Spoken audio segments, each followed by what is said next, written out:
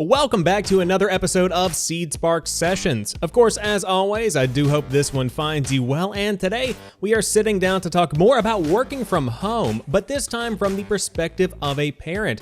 Today we have our Director of Sales, Addy Emery, joining us to discuss what it's like working from home with, number one, a husband that is also working from home, and on top of that, 3 kids that are out of school and daycare. A very interesting conversation that inevitably is going to have a couple of tips to help you along the way.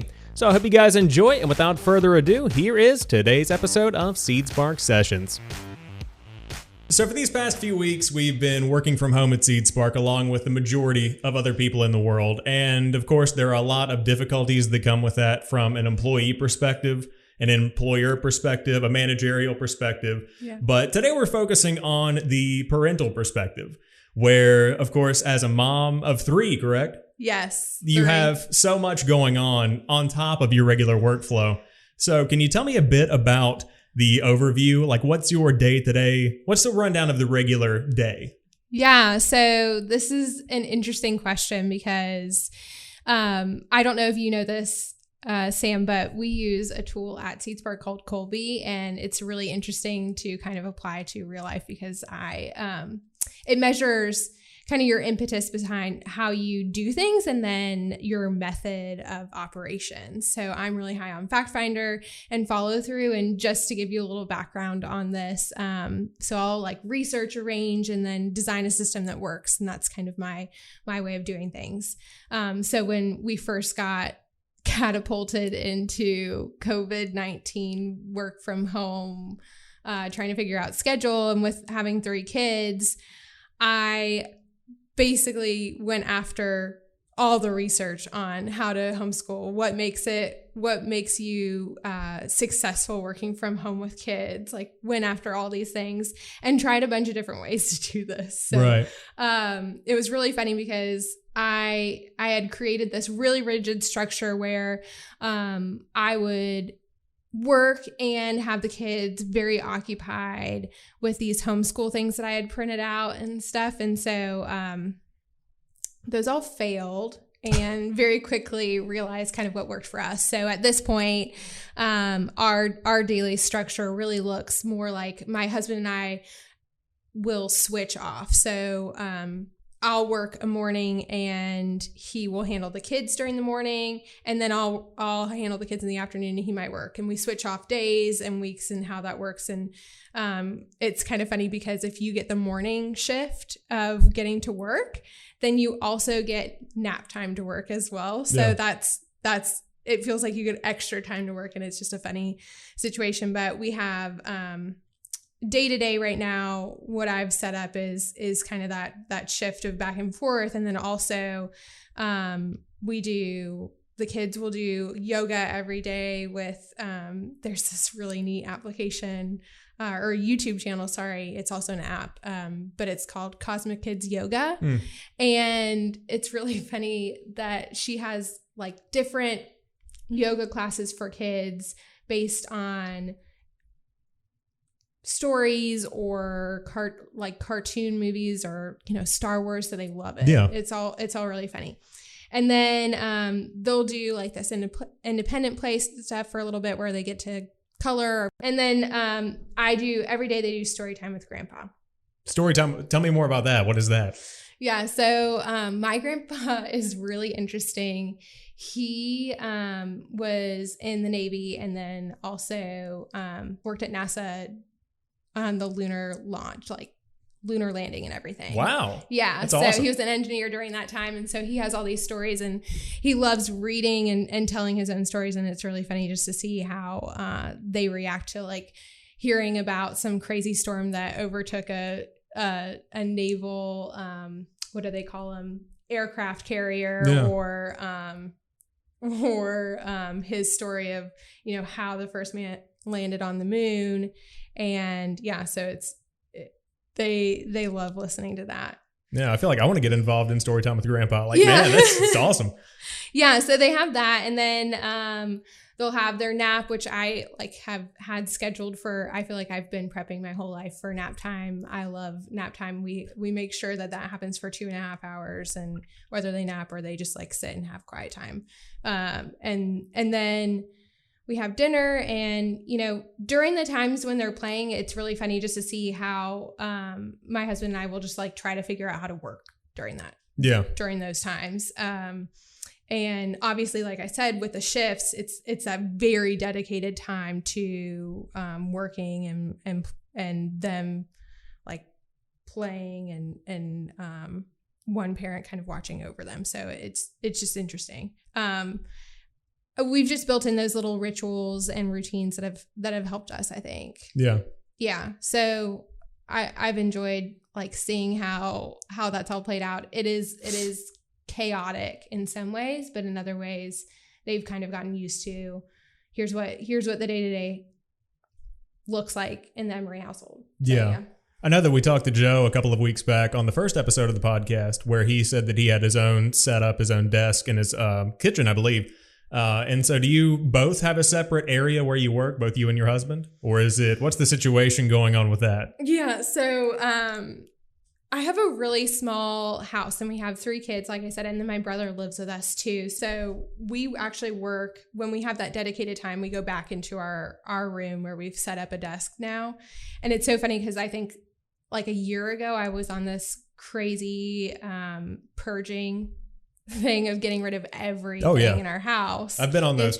I love doing those. I love being very minimalist and getting rid of stuff. But we had to pull back out the desk. I think that my husband kind of kept onto it just in case we ever did have to set it back up again. So we set that up, and basically what we have to do is lock the door. I mean, it's just yeah. No, I can imagine. Can't have somebody in there, and you get, again, it's that dedicated, very intentional time that you get to work. So, yeah. So what are the shifts like in terms of time frame? Is it 4 hours or 6 hours? Like, what do you mean by morning shift and night shift in terms of splitting and trading off? So morning shift means that you get from 7, or it could be 8, depending on who you are. Like I'm 7 to 12. And then at 12, you switch to the afternoon switch. So it's 12 to 5. And again, like I said, the thing about, so nap time kind of starts at 12:30. And so if you work that morning shift, then like I was saying, you get the extra time. Yeah, no, for sure. Yeah. So as a mom, what do you think the most challenging part of the entire work from home process has been so far? It can be something related to work or from a parenting perspective itself, but there's just a very unique situation whenever you have a parent in this environment with COVID-19. I think there's a lot. This is a really interesting time because you have to be like, you are a full-time parent, a full-time teacher, and a full-time employee. And all of those things can't really coexist together, I don't think. And that's why we've separated them as a society, right? Yeah. They all exist completely independently. Although some would probably argue like, I'm a parent all the time.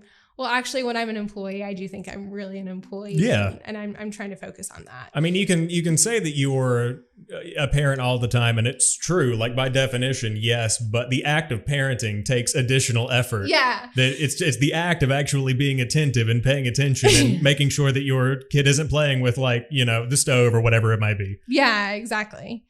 And the other thing too about all of this as well is that I think is that you statistically kind of mothers tend to hold more guilt. So I think the challenging part of this is that you or I never feel like I'm doing any one thing well. And if you read articles, I think there was a great New York Times article the other day about this. And this guy's kids were like kind of fighting against him, writing like little letters or whatever, saying, hey, we're going to upend the establishment here. We're becoming the parents. We get to do what we want.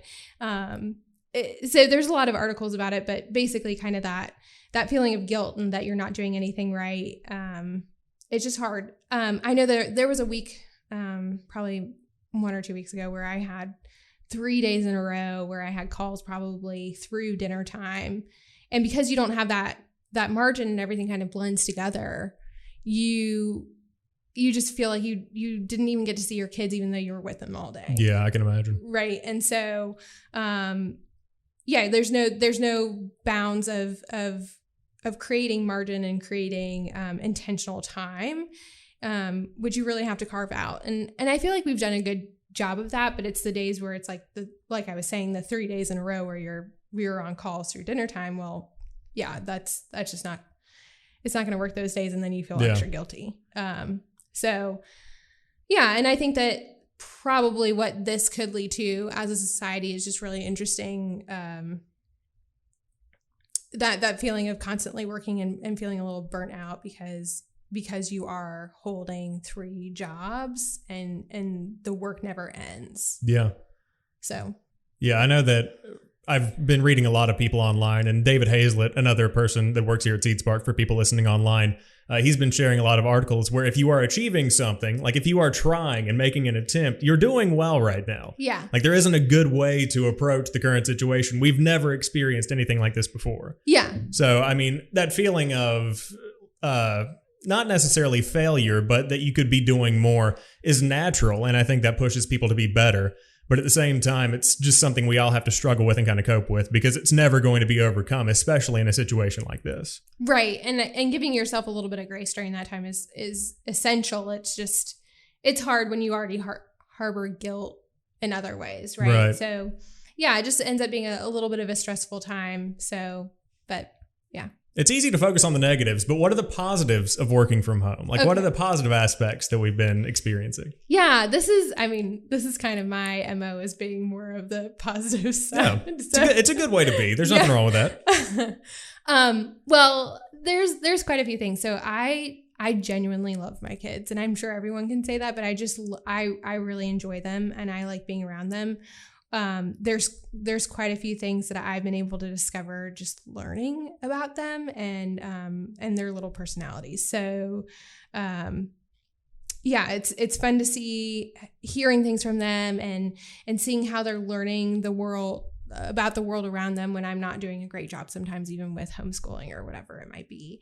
And going outside with them and getting that just time to be present in their space, I guess, has been really interesting. I've enjoyed that. Like my youngest right now, she's 18 months old and she's starting to say words. And it's funny because I've been around her so much recently, I'm starting to pick up on what she's actually saying, even though it is not really coherent. Yeah. It's a whole new language in the household. Yeah. I'm understanding you. Yeah. We're getting each other. Yeah.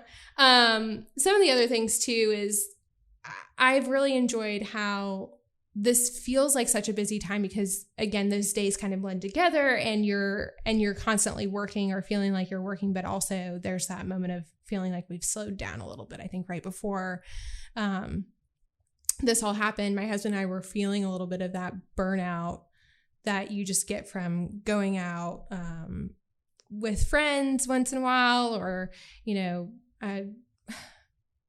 just the scheduled activities that you have, even working and commuting can be a lot. And so that feeling of being able to slow down has been really nice. And I've enjoyed that too, even with my kids, like going on walks with them at night. I've loved seeing my middle child actually loves telling stories, and he makes up these crazy stories he's kind of full of these non sequiturs, like this shark turned into a dinosaur, and like, okay, that doesn't make any sense, but it's so funny to see how his little brain works, and the moments that you get where you are able to slow down and talk to them has been really fun. The other thing too is I also realized during this time is that I have not really been able to take care of myself well prior to this. And so I've been able to give myself a little bit more attention.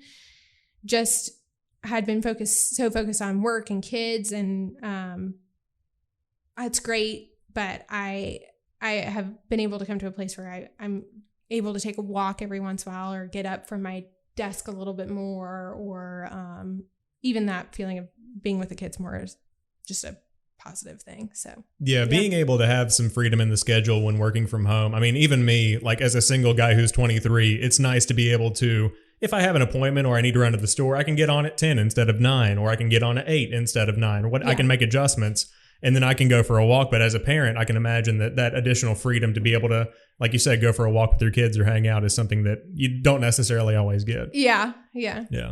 And also the self-care is very important at all the times, but especially now, I think it definitely makes a big impact. Yeah, on your mental state, it's definitely something. I've been doing a lot of yoga and going on walks, so that's been good. Yeah. So when it comes to the kids, how have they adapted to the change? What do they think about everything that's happening right now and mom and dad being home all the time? And Yeah.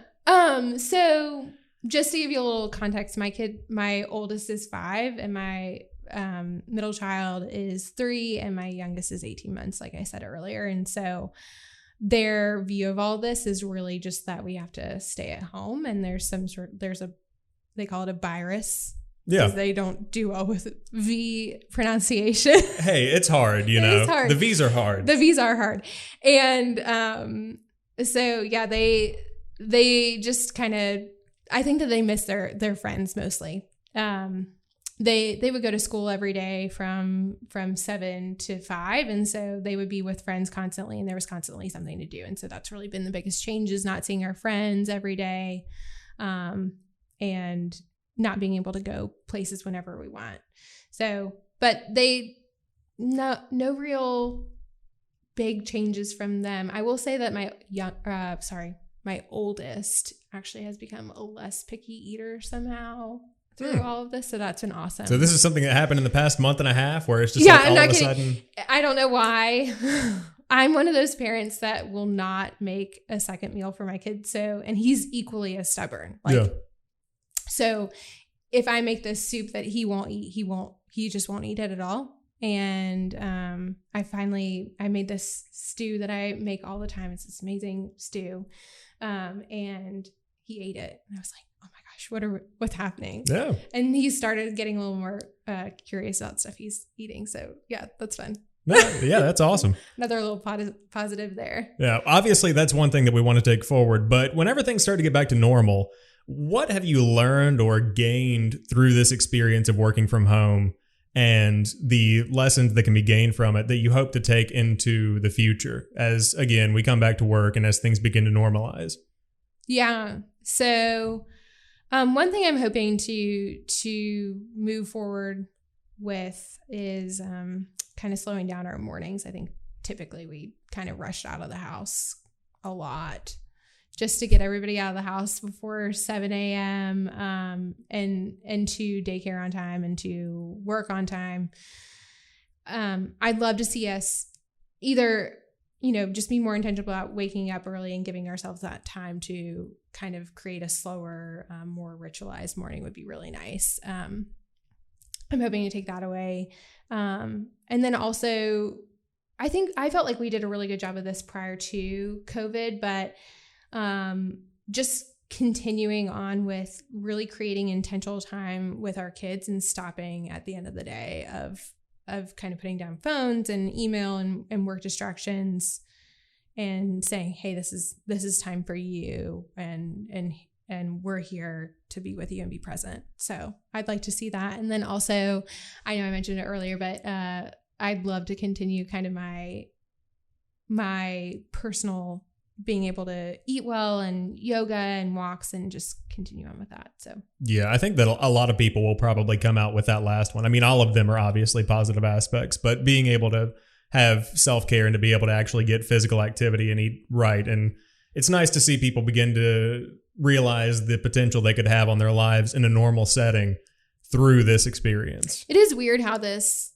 kind of created that, though, that you're forced to see kind of the ugly, I guess, of where your life became really, really busy and you just didn't have time for yourself. Right. So, but it's cool. Yeah. It's nice to see. So from, of course, the perspective of somebody who manages an entire team and coming at it from the perspective of SeedSpark specifically, how do you think that these new lessons and these new habits and these new rituals are going to impact SeedSpark as a whole going forward, and really any kind of small to medium-sized business? Yeah, I think that COVID really has been the force behind that work from home movement, if you will, just on a large scale basis. A lot of big companies have embraced that work from anywhere policy. And this is really kind of forcing the hand. And it's so funny because typically we talk to clients about that preparedness. So in the event of a snowstorm, or like the person who is able to work but shouldn't come into work because they're sick and we don't really want them to spread it around. We had previously been talking to that about clients, and it's so funny just to see the shift in that. And so, yeah, Corona has definitely forced the hand. I think from a lot of businesses' perspectives, we'll see that total shift in not only just kind of getting more people laptops, right? Because that gives you that mobility, right? But also setting in work from home policies and what that looks like. How do we monitor, progress, and what kind of changes do we need to make as a company that will enable best work from home practices. So that'll be interesting to see. I think working from anywhere, most companies are kind of working toward that though. And I'll be interested to see what SeedSpark does with that. I know that we've been kind of talking about it on the leadership level, just because that is something that, it's happening now and it's working. So why not continue that forward? And from a growth perspective, it makes a ton of sense, right? If you're able to work from anywhere, then you don't have to buy quite as big of a space and, or rent, whatever that may be, as big of a space. So yeah. I hope that answered your question. No, absolutely. I know that I was reading on LinkedIn. If you can't tell, I read a lot of LinkedIn, but I was reading a story about I think it was a small to medium-sized business, probably a couple thousand people, that completely canceled their lease on their space, and now they transitioned entirely to work from home. Yeah. So to your point, I think this is kind of like laying a foundation. Like, it's good and it works. And so the next step will be optimizing and figuring out how we can really get processes that make everybody as productive and comfortable as possible. Yeah. And I love the work from home idea. And I think it works in a lot of cases, where I guess I have like natural anxiousness about it, in that I love being with people and collaborating. And so I would never want to lose that. And what I've found just over the course of this time is that the phone calls are great, but they feel like they're back to back. And so, and there's no in between of that. Just walking down the hall and having a conversation with someone and gaining information from someone else just because you had a little chat with them. And then whether that's over a client, like you didn't know that they, I don't know, had this software on their computer or whatever, that might be something, but also just that interpersonal interactions that happen. I enjoy that. I was going to say, I think that obviously tons of information from a client perspective and from a team perspective can be gained from just meeting somebody in the kitchen when you're getting coffee, but you really get to know people and you like connect with people, and it's okay to do that on Zoom and Microsoft Teams or whatever it might be, but it's not the same as having an interpersonal connection. Like, we're making eye contact right now. Like, it's a different type of thing. Yeah, absolutely. I do miss that a ton. And I would be sad to see if we made a full transition at some point to that. I don't really see how small businesses can thrive on that without having a little bit of time together. So just interesting. Yeah, it's a lot to think about for sure. Yeah.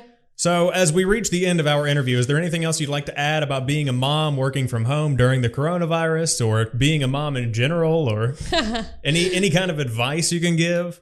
Yeah, I think advice is always accepted with like an outstretched hand, right? As a mom, like, okay, either you're asking for it or it's non-solicited advice, right? So I always approach that kind of cautiously.